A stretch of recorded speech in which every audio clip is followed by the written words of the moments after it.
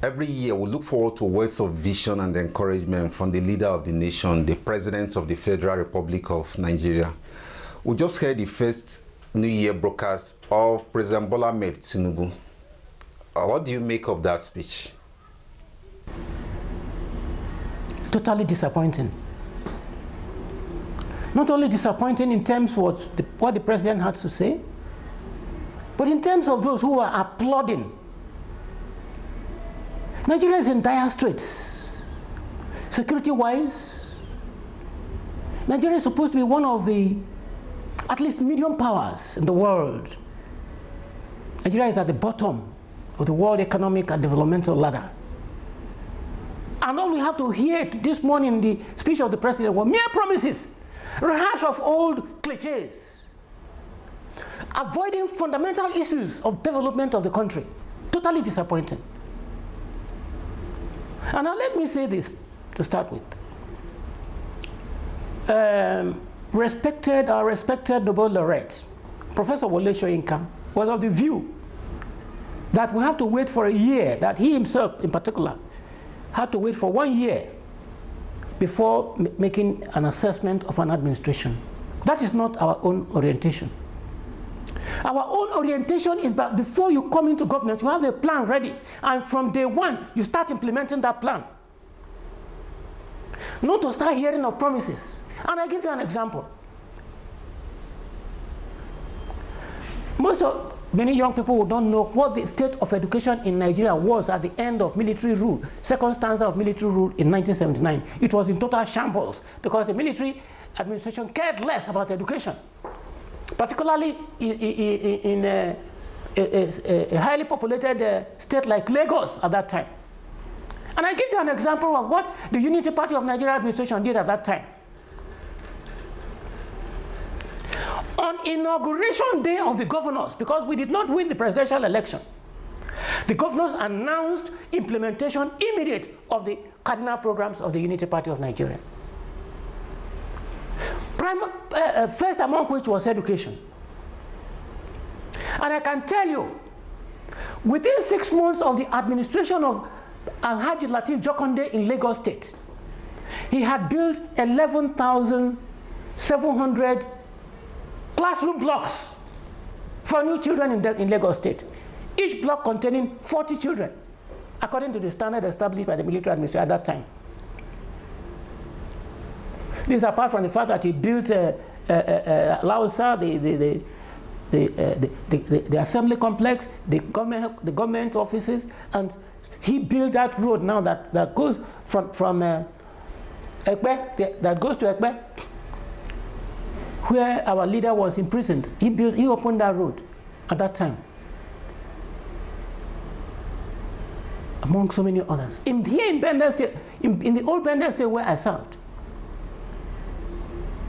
the Ali administration constructed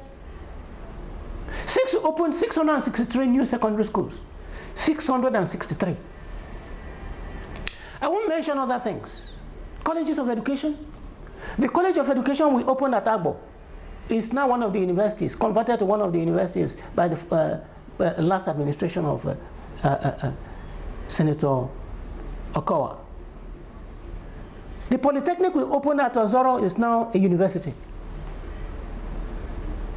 And by virtue of my position in the Teaching Service Commission at that time, I was partly responsible for staffing those institutions at their takeoff point. And you are telling us that we have to wait for 1 year before we start assessing on administration. Meanwhile, other countries are moving. Look at what China is doing. Look at what China is doing with flying rail and trains that move without tracks. And the giant of Africa is sleeping, borrowing money, waiting, sharing money, as if sharing money is a developmental strategy. I woke up in the morning, very early in the morning, put on my jam in order to listen to the speech, expecting to hear something. It was waste, because the president said nothing about how to develop Nigeria. And if I may take a few points, one of the great problems in this country is how to build a nation. how to build a Nigerian nation. You cannot even start talking of development when there is no nation. And in this respect, look, almost every Nigerian, except idiots and maybe babies, do not know that Nigeria was not a nation from the beginning. Nigeria was never a nation ab initio. The British did not create a nation. It's a conglomeration of empires, kingdoms, and so many other nationalities that were brought together by military force by the British for easy exploitation, mineral exploitation. And this exploitation continues under the present time. Look at what is happening in Niger Delta. Just like the British were exploiting us and sending the resources abroad, so also today, the Niger Delta is being exploited. The oil wells are owned by people who do not belong to Niger Delta. Even the money that is sold is not banked in Nigerian banks. But let me go to the fundamental issues, nation building. The first challenge of any Nigerian leader is how to build a nation out of the hundreds of nations that make up the country. No effort is being made in this regard. We wallow under the dangerous assumption that Nigeria is already a nation. Nigeria is a state which is recognized in international affairs because it has a legal personality, it has a population, it has an area, it has all the qualities that define a state in political science. But it is not a nation because we don't have the spirit of nationhood. We don't move like one. In fact, most of them are working at cross purposes. And that's one of the bane of the country. Nigeria is full of brilliant and intelligent men. Very hard-working population. Most of these men are using their intellect to undermine the unity of the country and to promote ethnic divisions. There's what we call group intelligence. We don't combine our resources to achieve a particular objective. We are using our resources to undermine each other. That is the problem. Now, I was expecting to hear, in addition to say, yes, I'm going to build a new nation, I was expecting to hear from the president that this insecurity that is plaguing the country, this is how I'm going to address it. Merely relying on old strategies that have failed, of a monolithic police, federal police. There is no nation, there is no federal state in the world that maintains a unitary police. Only Nigeria, because of the self-interest of the leaders. They want to deregulate, but you don't want to democratize the security system. It has been argued over and over again, right from pre-independence time, that the only way to secure the country is to decentralize security. How do you expect somebody from Sokoto to come and police Niger Delta? How do you expect somebody from Niger Delta to come and police Borno? It doesn't make sense. But because of their greed and selfishness, they don't want to decentralize. They want to maintain central hold on power. This is great, selfish and greed. Police must be centralized. Otherwise, we continue to have this problem. There is no way the ill-trained, ill-equipped, ill-paid Nigeria police force can fight Boko Haram to a standstill and other terrorist groups. And this administration, the policies of this administration is breeding more disgruntled groups. More disgruntled groups.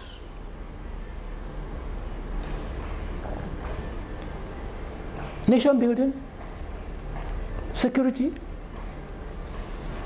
and I would like to talk about what kind of nation do you have in view?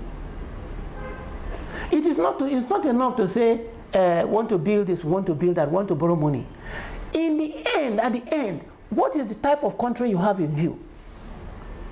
This was one of the issues that arose just prior to independence in 1960 and immediately after independence. There was the neocolonialist camp and there was the nationalist camp. The neocolonialist camp believed that the way to progress of Nigeria is for Nigeria to follow the footsteps and be like imitate the former colonialists, work with them and continue to do their bidding. But the nationalist school, people like Awolowo, Aminu Kano, believed in a new nation that is built on the ashes of the colonial society, where every vestige of undue influence of the ex-colonial territory, of the ex-colonial masters, should be removed, where an integrated economy, local economy, is built and not an appendage of the ex-colonial society. This is what we are suffering today. We are still a neo-colonialist society. The police is neo-colonialist. The police is not defending the people. The military are not defending. They are defending the rulers. This is a neo-colonialist and dependent society. We have not resolved basic problems. In addition to that, when we talk of dependency,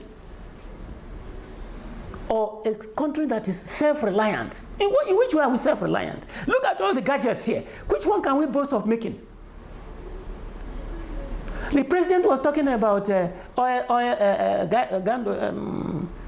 refinery being opened, this and that.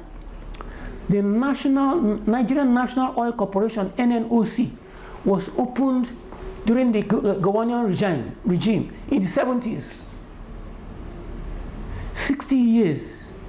We cannot refine oil.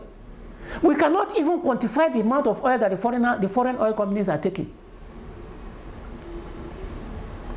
And we are coming to talk about how refinery will be refurbished. And we have the men, we have the intellect. Our policies are driving our best brains away. Individuals are building refineries.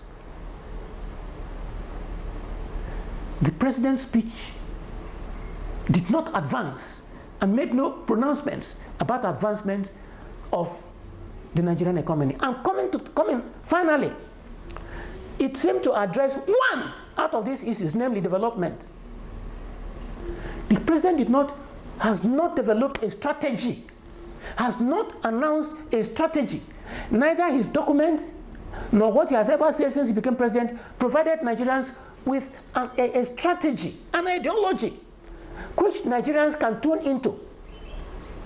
I may not be an APC member, but if I see a program that is in tune, that is likely to advance the well-being of my children and my grandchildren, I'll probably tune into it. I have not seen a strategy of development.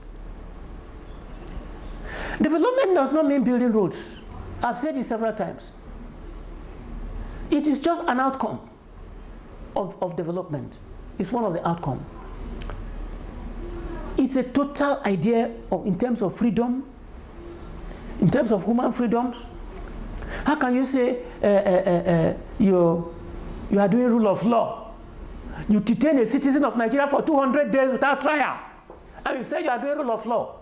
Nigeria is not moving in any good direction. Thank you. That's my view.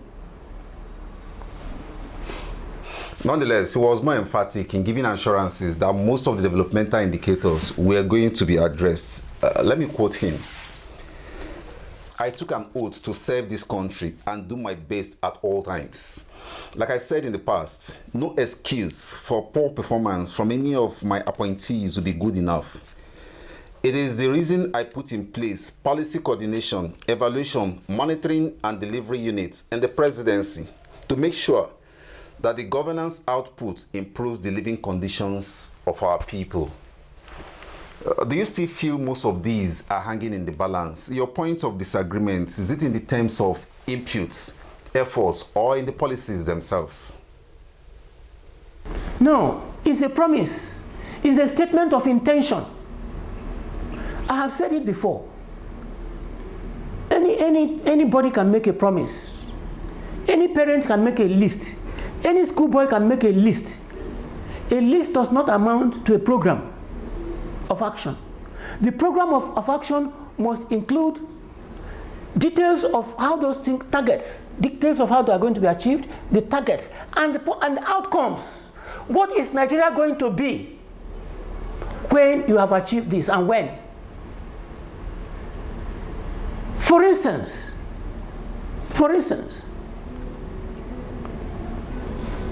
our analysis of Nigerian society during our own time was that in order to develop, Nigeria needed 1, 2, 3, 4. And we set about tackling those things. As far back as February 1957, during the first Action Group government, the first bill that was submitted to the Western House of Assembly in February 1957 was the bill on education. And shortly after that, 400,000 children of primary school age started school on the same day in Western region. It was the most revolutionary achievement of any country at that time. We're not interested in promises. Buhari made more promises. Buhari's promises were even more laudable. Because Buhari promised decentralization, or what is it called? Deregulation, not deregulation. He promised restructuring, even though he called it by another name. He did not fulfill any of them. There was nothing he did not promise. So why should we be jumping because somebody made a promise?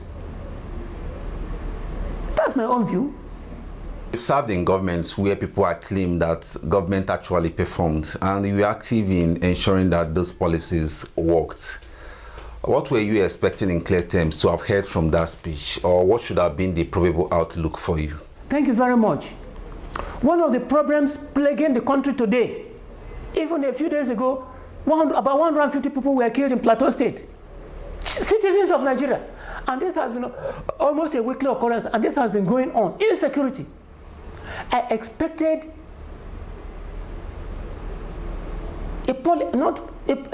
action. If I were President Tinubu,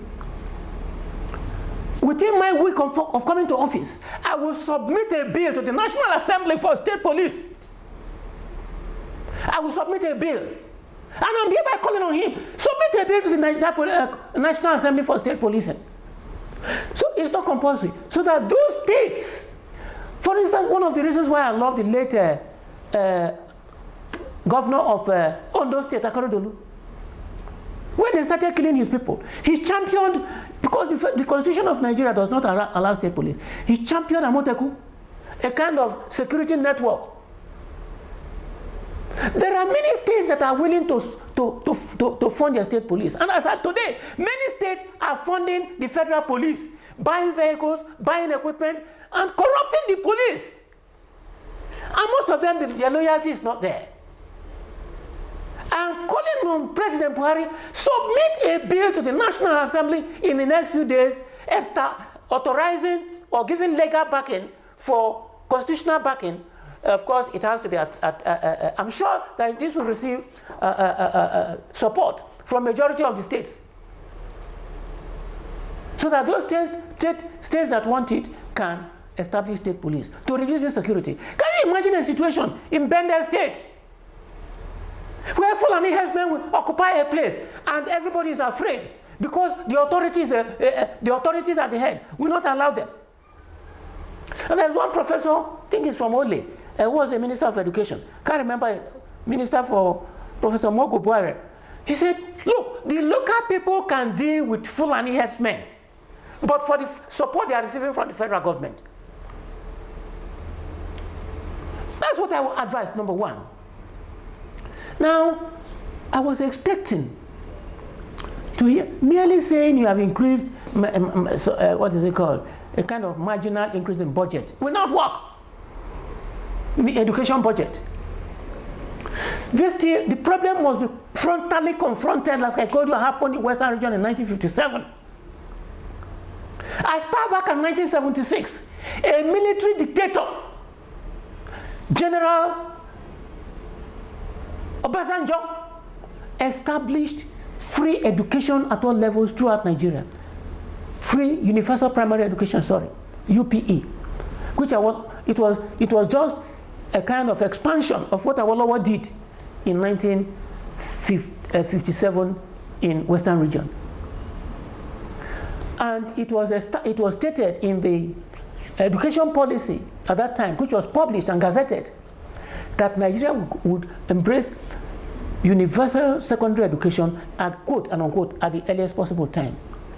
Why should the president of the most populous country in the world, overburdened with illiteracy, making a policy statement, and is not talking about how to liberate the people from intellectual backwardness? The primary education is fundamental and basic. Go to our secondary schools, go to our primary schools. You shed tears, you'll be sorry for what is going on. Recently, there was a policy of employment of teachers in the state. It was politicized. People who were taken are not people who are ready to work. I told you before, I'm here, don't go anywhere. People come and tell me what is happening. A headmaster told me that the people they sent to her were living in Benin and Warri and are not willing to come to school in the village. So education must be brought close to the people. Security must be democratized. And then, I've said it before and I like to repeat it. What kind of society do you have in view? Is it more of the same? Merely saying that you want to improve to whose benefit? How are you going to bridge the gap between the rich and the poor in Nigeria? Look, I think it was Senator Shehu Sani who let us into how much the National Assembly legislators were receiving. At a time when the minimum wage was 30,000 naira, less than 50 pounds, less than $50. What is the type of work that National Assembly people are doing that makes them to be able to receive such money? What kind of society do you have in view? This is very, very important. At the time that Jakonde was doing that developmental magic in Lagos, Jakonde was using his private car to work and living in his private house. And I'm sure you are aware of chief executives of states in Europe that take train to work. These people who are leading us are not prepared to make sacrifice. They want to make us their footstool. They want to live like lords and lord it over us. Well, that's not the type of society that we want. What type of society do you want to build? Telling us that you have borrowed money to build this, to what end? What is the end result? What is the end purpose? What kind of society do you have in view? We want to know. We've not been told that. These are gaps in the developmental strategy. In fact, there is no strategy as far as I'm concerned. In terms of stated objectives, instead of tools that are going to be, that is tactics to achieve those objectives. In terms of structure and in terms of personnel within that structure. Because why the leadership is very important is that the leader must spell out the ultimate objective. If the objective is not clear, the followers cannot operate outside that vision that the leadership has brought forward. Well, for you expected more of actions and actionable plans. There is no action. Nothing has been achieved. Nothing has been achieved. Even the so-called removal of fuel subsidy was just a precipitate announcement without any plan of how it's going to be implemented. The Forex announcement was just announced, no plan of its implications. Nothing whatsoever. Sharing money is not a developmental strategy. Nothing has been achieved in the past 7 months. That's my own view. Well, it's always a delight engaging you on national discourse. Immeasurable thanks to you, Pa Chriss Biose, for your buoyancy of disposition and for giving us your time. Thank you very much indeed.